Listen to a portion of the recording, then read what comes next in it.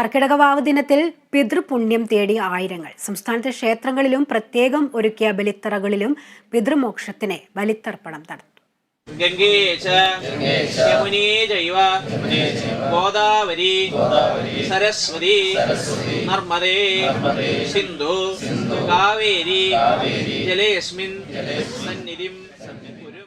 പ്രശസ്തമായ തിരുവനന്തപുരം തിരുവല്ലം പരശുരാമ ക്ഷേത്രത്തിലും അരുവിക്കര ഡാം സൈറ്റിലും നിരവധി പേർ ബലിതർപ്പണം നടത്തി. ആലപ്പുഴയിൽ വിവിധ ക്ഷേത്രങ്ങളിലും വാവു ബലിതർപ്പണം നടന്നു. കോട്ടയം അർപ്പൂക്കര സുബ്രഹ്മണ്യസ്വാമി ക്ഷേത്രം, വേദഗിരി ധർമ്മശാസ്ത്ര ക്ഷേത്രം, നാഗമ്പട മഹാദേവ ക്ഷേത്രം തുടങ്ങിയിടങ്ങളിൽ ബലികർമ്മങ്ങളിൽ നൂറുകണക്കിന് ആളുകൾ പങ്കെടുത്തു.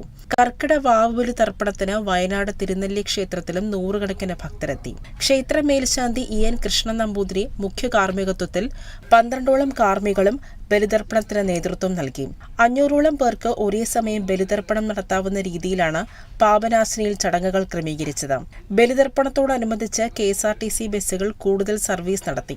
പാലക്കാടും കണ്ണൂരും വിവിധ ക്ഷേത്രങ്ങളിലും ബലിതർപ്പണ ചടങ്ങുകൾ നടന്നു. കാസർകോട്ടെ വിവിധ ക്ഷേത്രങ്ങളിൽ രാവിലെ ആരംഭിച്ച പിതൃതർപ്പണ ചടങ്ങിൽ പങ്കെടുക്കാൻ നിരവധി പേരാണ് എത്തിയത്.